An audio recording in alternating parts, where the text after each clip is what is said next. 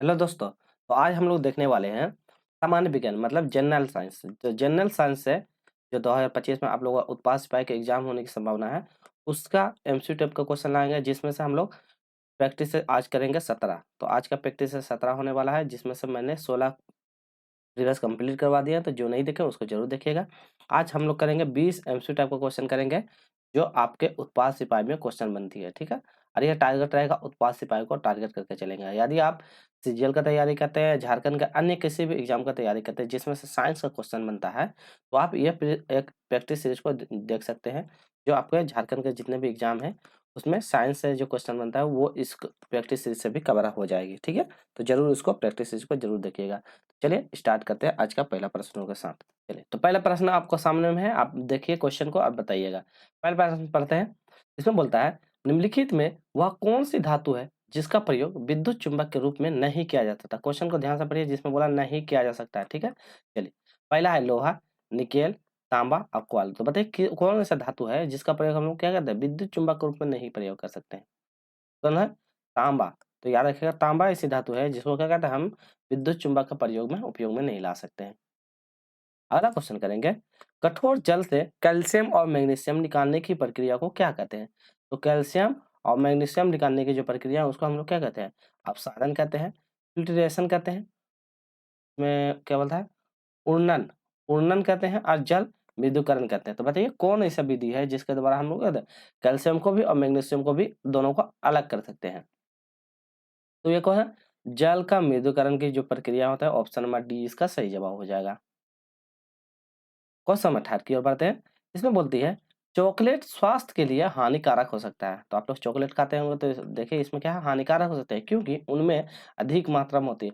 तो चॉकलेट खाते हैं तो चॉकलेट में क्या अधिक मात्रा होती है, जिंक होती है, निकेल होती है, सीसा होता है या कोबाल्ट होता है। तो बताइए सबसे अधिक मात्रा में क्या हो पाया जाता है उसमें। तो चॉकलेट में क्या होता है, सीसा पाया जाता है। तो ऑप्शन नंबर सी चॉकलेट में होता है सीसा, जो अधिक मात्रा में पाई जाती है। तो ये हमारे स्वास्थ्य के लिए हानिकारक हो सकता है। अगला है, आंसू गैस का घटक क्या है। तो आंसू गैस का घटक क्या पूछा है, इथेन है, मीथेन है, क्लोरीन है या इथेन है। तो इसका सही हो जाएगा क्लोरीन। तो ऑप्शन नंबर सी हो जाएगा क्लोरीन, इसका सही जवाब हो जाएगा। तो आंसू गैस का घटक हो जाएगा क्लोरीन। अगला क्वेश्चन कहते हैं, अन्न। अन्न मतलब क्या होता है, जो आप चावल वगैरह खाते होते हैं वो सब के बारे में है। तो अन्न एक प्रकार का समृद्ध स्रोत है। तो क्या स्रोत है, स्टार्च का स्रोत है, ग्लूकोज का है, फ्रुक्टोज का है या माल्टोज का है। तो अन्न जो चावल वगैरह जो खाते हैं, जिससे क्या हमारे बॉडी को क्या कहता है, ऊर्जा मतलब ऊर्जा प्राप्त होती है। तो ये क्या स्टार्च का एक प्रकार का क्या स्रोत है। तो ऑप्शन नंबर ए सही जवाब हो जाएगा। तो याद रखिएगा, ग्लूकोज से भी हम लोग एनर्जी मिलता है, फ्रुक्टोज जो मीठे में और माल्टोज भी। ठीक है, तो ये सब बहुत इंपॉर्टेंट है, ये जरूर पढ़िएगा। चलिए नेक्स्ट क्वेश्चन की ओर बढ़ते हैं हम लोग। इसमें देखते हैं, क्वेश्चन नंबर 6 बोलता है, सबसे बड़ा श्वेत रुधिकाणु है। तो आप लोग श्वेत रुधिकाणु के बारे में पढ़े होंगे। चलिए, लसिका मतलब इसको बोलता है लिम्फोसाइट, एक केंद्राणु जिसको बोलता है मोनोसाइट, बिंबाणु इसको बोलता है थ्रोम्बोसाइट, और रक्त मतलब रक्ताणु मतलब लाल रुधिकणिका जिसको बोलता है एरिथ्रोसाइट। ठीक है, चलिए आरबीसी इसको बोला जाता है। चलिए अब बताइए, इसमें से क्या था सबसे बड़ा श्वेत रुधिकाणु कौन सा हो सकता है। तो क्या हो जाएगा, एक केंद्राणु मतलब मोनोसाइट, मोनोसाइट हो जाएगा श्वेत रुधिकाणु। तो इसका सबसे बड़ा हो जाएगा श्वेत रुधिकाणु। ठीक है, तो ऑप्शन नंबर बी सही जवाब हो जाएगा। नेक्स्ट क्वेश्चन कहते हैं, मानव हृदय में कक्षों की संख्या। तो आपको जैसे ये बॉडी है, तो बॉडी में ये यहाँ पे हृदय जो है, हृदय का कक्षों की संख्या पूछी है। 4 होते हैं, 2 होते हैं, 3 होते हैं, 5 होते हैं। बताइए, हम लोग पढ़ेंगे। तो बॉडी में हमारे हृदय में कक्षों की संख्या कितनी होती है, तो 4 होती है। तो ऑप्शन नंबर ये सही जवाब होगा, हृदय में बॉडी के कक्षों की संख्या 4 होती है। नेक्स्ट है, निम्नलिखित में से कौन सी मछली है, आप बताना मछली कौन सी है। सिल्वर फिशर है, स्टार फिश है, डॉग फिश है या कटलर फिश है। बताइए, तो कौन सा फिश है, मछली का नाम मतलब प्रजाति का नाम से ही जाना जाता है। तो एक प्रकार का डॉग फिश, डॉग फिश एक प्रकार क्या है, मछली है। तो याद रखिएगा डॉग फिश मछली है। अगला क्वेश्चन कैसे, क्वेश्चन नंबर 9, आपके पाठ के अनुसार पृथ्वी पर जीवन बनाए रखने के लिए आनुवांशिकी लाइब्रेरी क्या हो सकता है। तो आपको बताना आनुवांशिकी लाइब्रेरी क्या हो सकता है। बायो इंजीनियरिंग प्रयोगशाला, मानव जीन हो सकता है, मानव जीनोम प्रोजेक्ट हो सकता है या जैव विविधता हो सकता है। तो क्या हो जाता है, पृथ्वी पर जीवन बनाना। तो जीवन क्या है? ये जैव विविधता के थ्रू से बनता है। जैव विविधता मतलब पेड़ पौधे जीव जंतु सभी से मिल के क्या कहता है एक प्रकार का हम लोगों का, तो उसी प्रकार का हम लोग आनुवंशिका कहलाता है। अगला क्वेश्चन है डार्विन फिचिंग, डार्विन फिचिंग का प्रयोग किस समूह के लिए किया जाता है? तो डार्विन फिचिज का प्रयोग मछलियों के लिए, छिपकलियों के लिए, पक्षी के लिए, उभयचरियों के लिए। तो हम लोग किसके उपयोग करते हैं? यह पंछियों के लिए करते हैं, तो ऑप्शन नंबर सी हो जाएगा, पंछियों के लिए हम लोग उपयोग करते हैं। नेक्स्ट क्वेश्चन कहते हैं पके हुए टमाटर को लाल रंग इसकी उपस्थिति का कारण होता है। तो पके हुए टमाटर है उसका लाल रंग किसकी उपस्थिति का कारण होता है? पनहरित मतलब क्लोरोफिल, कैरोटीन, हार्मोन या विटामिन। तो किसके कारण लाल रंग मतलब उपस्थित होता है? पढ़े होंगे आप लोग।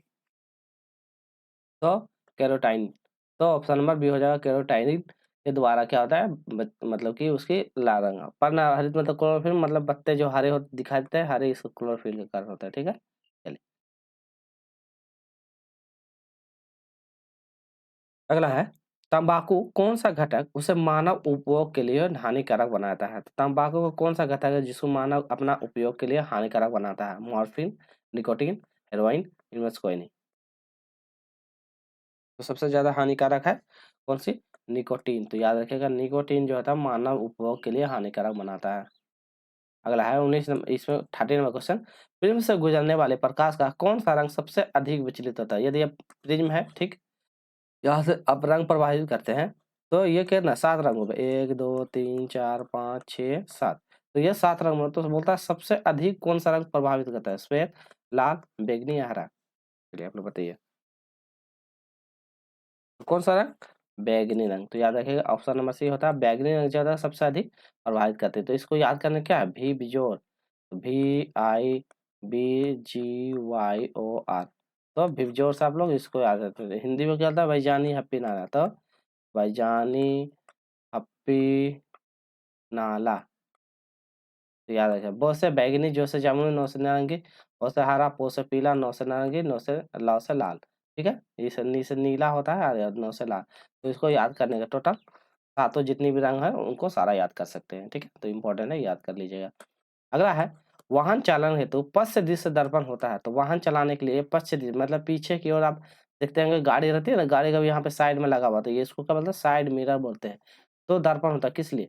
वो कौन सा दर्पण? साधारण होता है, अवतल होता है, उत्तल होता है या प्रतिलोमित दर्पण होता है? तो एक प्रकार का उत्तल दर्पण होता है। क्यों? उत्तल दर्पण जो होता है क्या होता है, जो पीछे में कोई भी वस्तु है, मान लो यहाँ कोई वस्तु है, इस पे क्या कहता है, ये बड़ा दिखाई देता है। ठीक है, वस्तु जो रहती है यहाँ पे पीछे, इसको क्या कहता है, बड़ा करके दिखाता है, इसलिए हम लोग क्या उत्तल दर्पण का प्रयोग करते हैं। ठीक, तो ये भी याद रखिए उत्तल दर्पण का प्रयोग करते हैं। अगला है एक्स-रे की खोज किसने किया था? बेकरल ने किया था, रोजन ने किया था, मैकन क्यूरी ने, बॉर्न ने किया था। कौन किया था एक्स-रे का खोज? तो कौन था? रोजान्टन। तो ऑप्शन नंबर बी हो जाएगा, रोजान्टन ने एक्स-रे की खोज की थी। अगला क्वेश्चन है सूर्य के चारों ओर घूमने वाला पृथ्वी में कौन सा बल जिम्मेदार है? तो सूर्य के जो चार है, मान लीजिए सूर्य है, सूर्य के चारों ओर जो घूमने वाला जो बल्ब है, कौन सा पृथ्वी के लिए बल जिम्मेवार है? चुंबकीय बल है, विद्युत चुंबक बल है, अनुदैर्ध्य बल है या गुरुत्वाकर्षण बल है? किसके कारण ये एक दूसरे के राउंड में घूमते रहते हैं? तो आप लोग क्या कर पढ़े होंगे गुरुत्वाकर्षण पर। गुरुत्वाकर्षण की वजह से क्या है ना, हम लोग एक दूसरे को क्या करते हैं, जैसे आप यहाँ है तो एक दूसरे को हम लोग क्या अटैच मतलब खींचने की कोशिश करते थे, यह है गुरुत्वाकर्षण बल। हर चीज हर वस्तु को खींचना, जैसे पेड़ से गिरा था, मतलब कि ये धरती यहाँ से मान लो फल गिर रहा है तो ये धरती क्या करता है, इसको खींचने की कोशिश करता है, तो यही है गुरुत्वाकर्षण बल। ठीक, तो याद रखिएगा। अगला क्वेश्चन कहते हैं वर्षा के बूंद का आकार गोलाकार किस कारण हो जाता है? तो जैसे वर्षा है, वर्षा से पानी गिरने के कारण मतलब उसके बूंद का आकार क्या गोल हो जाते हैं, तो ये कौन सा कारण? श्यानता, पृष्ठ तनाव, प्रत्यक्षता या गुरुत्वाकर्षण? किसके कारण होता है? तो ये होता है पृष्ठ तनाव के कारण। तो ऑप्शन नंबर बी हो जाएगा, पृष्ठ तनाव के कारण उसका आकार गोलाकार हो जाती है। प्रत्यास्थित धारा को डिस्क धारा में बदला जा सकता है। तो प्रत्यास्थित धारा को डिस्क धारा में बदला जा सकता है ट्रांसफार्मर के द्वारा, डायनोमो के द्वारा, डोलन के द्वारा या डिस्ट कार्य के द्वारा। तो किसके द्वारा बदला जा सकता है? तो डिस्ट कार्य के द्वारा। तो ऑप्शन नंबर डी, डिस्ट कार्य के द्वारा हम प्रत्यास्थित धारा मतलब कि डीसी को एसी में कन्वर्ट कर सकते हैं। तो ये भी याद रखिएगा यार, एसी को डीसी में कन्वर्ट कर सकते हैं। तो ये वाला आप लोग कॉन्सेप्ट पढ़े होंगे। तो प्रत्यास्थित धारा को डीसी को एसी में बदला जाता है डिस्ट कार्य के द्वारा। ठीक, तो याद रखिएगा। आज का 19 नंबर क्वेश्चन देखते हैं। रोडोप्सिन जिसे दृष्टि बैंगनी भी कहा जाता है। क्या बता, दृष्टि बैंगनी कहा जाता है। यह मानव शरीर में कहाँ स्थित होता है? तो रोडोप्सिन कहाँ पाया जाता है? हाथ में, आँख में, आँख में, बाल में या नाखून में? तो कहाँ पाया जाता है ये पूछा गया है। तो ये कौन सा यहाँ पे ऑप्शन नंबर ये हो जाएगा आँख में। तो ये कहाँ पाया जाता है? आँख में पाया जाता है। ऑप्शन नंबर ये वाला आँख में पाया जाता है। तो रोडोप्सिन दृष्टि बैंगनी जो होता है आँख में पाया जाता है। आज का अंतिम प्रश्न देखते हैं। इसमें बोलता है कौन सी धातु हथेली में पिघल जाता है? यदि आप हाथ में कोई भी धातु उसको लेते हैं तो पिघल जाता है। पोटेशियम, सोडियम, मैग्नीशियम या गैलेनियम? किसको हाथ में लेने के बाद पिघलने लगता है? तो याद करने को गौ से गल, गौ से गन्ना। तो गैलेनियम। तो गौ से याद रखते हैं गैलेनियम, जिसको हाथ में लेने में गलने लगता है तो उसी के नाम से भी गैलेनियम। ठीक है। चलिए आज का वीडियो इतना ही रखते हैं। वीडियो अच्छी लगी हो तो लाइक कीजिएगा, ज़्यादा से ज़्यादा शेयर कीजिएगा। जो नए हैं चैनल को जरूर सब्सक्राइब कर लीजिएगा, ताकि आपको झारखंड उत्पाद संबंधित साइंस से संबंधित सारा क्वेश्चन यहाँ इस चैनल पे मिलता रहे। और जो भी जीके का क्वेश्चन हो वो प्रैक्टिस से चल रहा है, खोट्टा का भी प्रैक्टिस से चल रहा है। और यदि आप सीटेट या जेटेट का भी तैयारी करते हैं तो वो सब का भी प्रैक्टिस चैनल पे चल रहा है। तो आप वहाँ से जाके एमसीक्यू टाइप का प्रैक्टिस, पीवाईक्यू क्वेश्चन लगा सकते हैं। एस्टेट भी आप तैयारी करते हैं तो एस्टेट का भी क्वेश्चन चल रहा है, तो वहाँ से आप जरूर